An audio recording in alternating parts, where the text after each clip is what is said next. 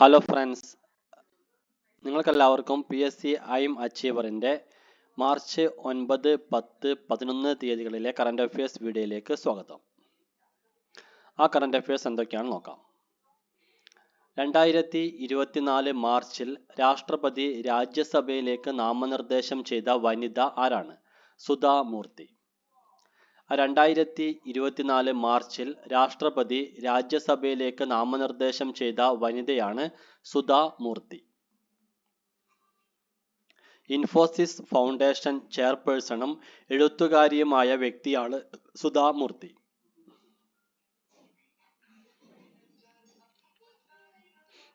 സമുദ്രത്തിനടിയിലെ നിരീക്ഷണത്തിനായി DRDO വികസിപ്പിച്ച സ്വയം പ്രവർത്തിക്കുന്ന ജലാന്തർ വാഹനം ഏതാണ്?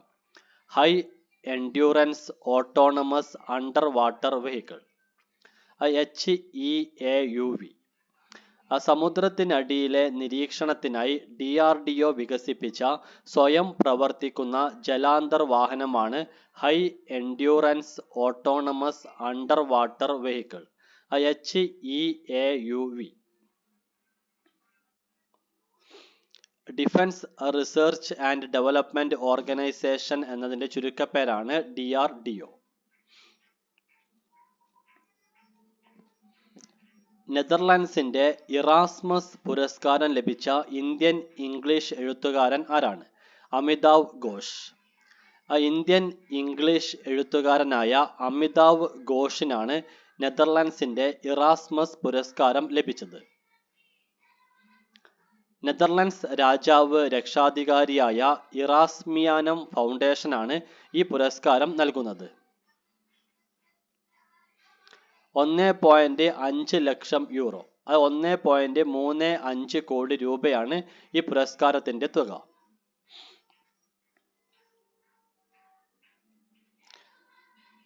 കേരളത്തിലെ ഏത് സംഘടനയാണ് സ്ത്രീകൾക്ക് ആർത്തവ സമയത്ത് ഒരു ദിവസം വർക്ക് ഫ്രം ഹോം അനുവദിച്ചത്? കുടുംബശ്രീ മിഷൻ. കേരളത്തിലെ കുടുംബശ്രീ മിഷനാണ് സ്ത്രീകൾക്ക് ആർത്തവ സമയത്ത് ഒരു ദിവസം വർക്ക് ഫ്രം ഹോം അനുവദിച്ചത്. ഇന്ത്യയിൽ ആദ്യമായി വിധവ പുനർവിവാഹ പദ്ധതി നടപ്പിലാക്കിയ സംസ്ഥാനം ഏതാണ്? ജാർഖണ്ഡ്. ഇന്ത്യയിൽ ആദ്യമായി ജാർഖണ്ഡ് സംസ്ഥാനമാണ് വിധവ പുനർവിവാഹ പദ്ധതി നടപ്പിലാക്കിയ സംസ്ഥാനം.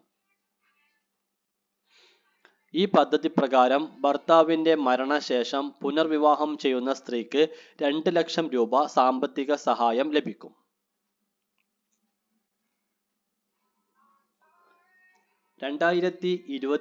മാർച്ചിൽ കേന്ദ്ര തിരഞ്ഞെടുപ്പ് കമ്മീഷണർ സ്ഥാനം രാജിവെച്ച വ്യക്തി ആരാണ്?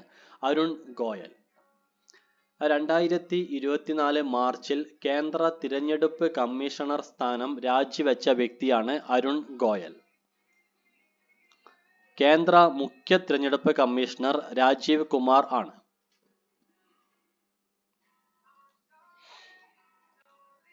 വന്യമൃഗശല്യം ചർച്ച ചെയ്യുന്നതിനായി 2024 മാർച്ച് 10 കേരള, കർണാടക, തമിഴ്നാട് മന്ത്രിതല ചർച്ച നടന്നത് എവിടെ വെച്ചാണ്? ബന്ദിപ്പൂർ. കർണാടക സംസ്ഥാനത്തെ ബന്ദിപ്പൂരിൽ വെച്ചാണ് വന്യമൃഗശല്യം ചർച്ച ചെയ്യുന്നതിനായി 2024 മാർച്ച് 10 കേരള, കർണാടക, തമിഴ്നാട് മന്ത്രിതല ചർച്ച നടന്നത്. കേരള വനം മന്ത്രി AK ശശീന്ദ്രനും കർണാടക വനം മന്ത്രി ഈശ്വർ ഖണ്ഡ്രെയും ചർച്ചയിൽ പങ്കെടുത്തു. തമിഴ്നാട് വനം മന്ത്രി M മതിവേന്ദന് പകരം ഉയർന്ന ഉദ്യോഗസ്ഥനാണ് ചർച്ചയിൽ പങ്കെടുത്തത്. വന്യമൃഗശല്യം പരിഹരിക്കുന്നതിന് കേരളവും കർണാടകയും തമ്മിൽ സഹകരണ കരാറിൽ ഒപ്പും വെച്ചു.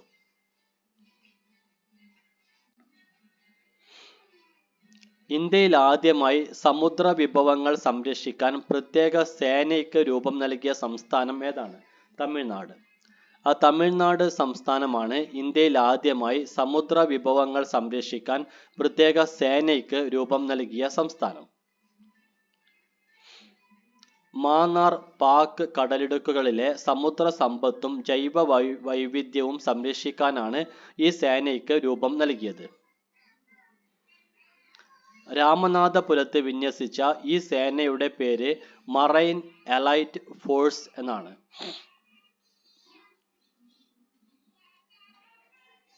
ലോകത്തെ ഏറ്റവും നീളമുള്ള ഇരട്ട തുരങ്കപാത പ്രധാനമന്ത്രി ഉദ്ഘാടനം ചെയ്തത് ഏത് സംസ്ഥാനത്തിലാണ്? അരുണാചൽ പ്രദേശ്.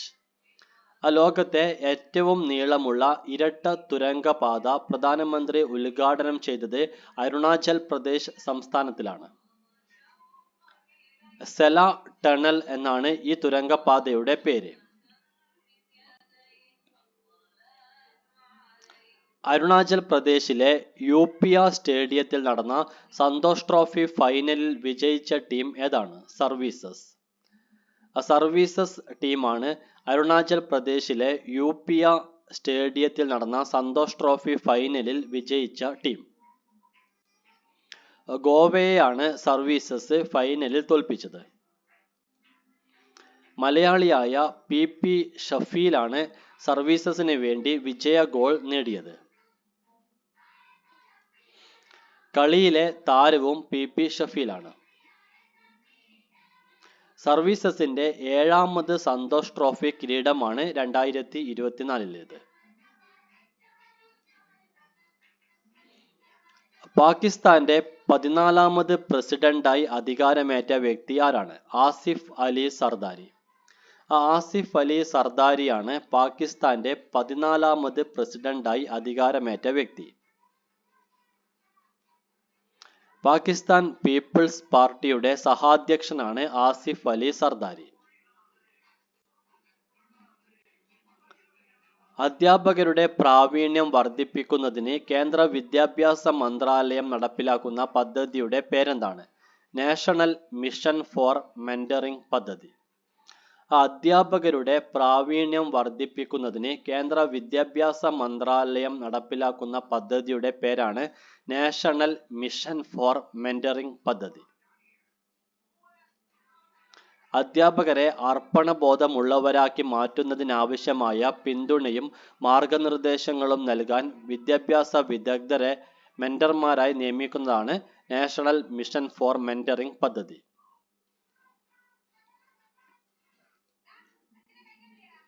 2024 പാരീസ് ഒളിമ്പിക്സിനുള്ള സെലക്ഷൻ ട്രയൽസിൽ തോറ്റ് പുറത്തായ പ്രശസ്ത ഇന്ത്യൻ ഗുസ്തി താരങ്ങൾ ആരൊക്കെയാണ്?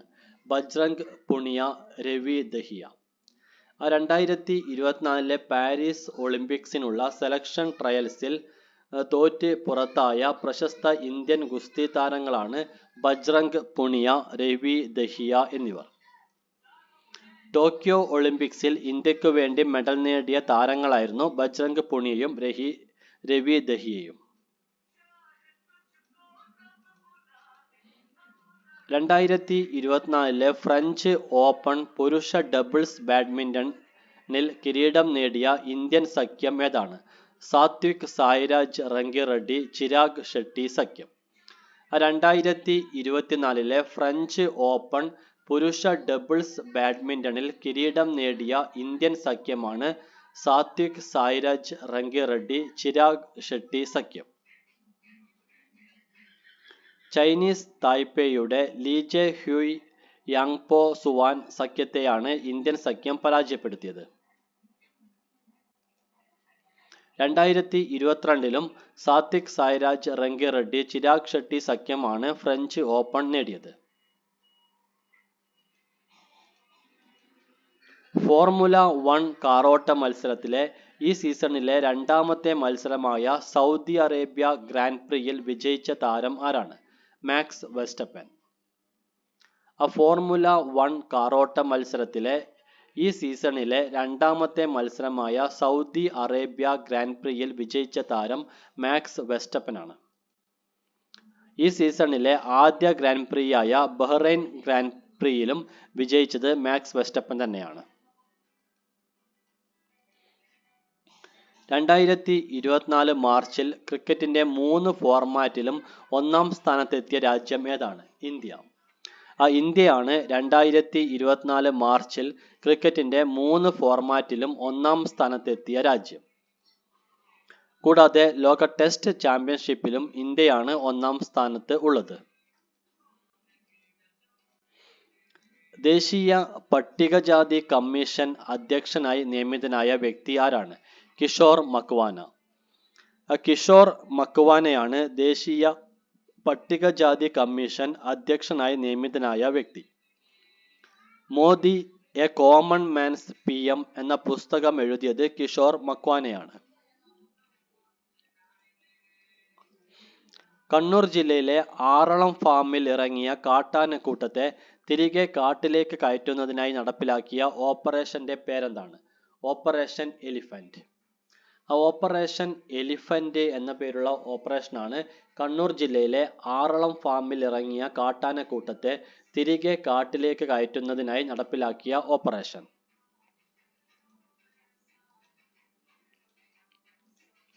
ഹായ് ഫ്രണ്ട്സ്, ഇന്നത്തെ കറണ്ട് അഫയേഴ്സ് വീഡിയോ ഇവിടെ അവസാനിക്കുകയാണ്. നിങ്ങൾക്കെല്ലാവർക്കും നല്ലൊരു ദിവസം ആശംസിക്കുന്നു. Thank you.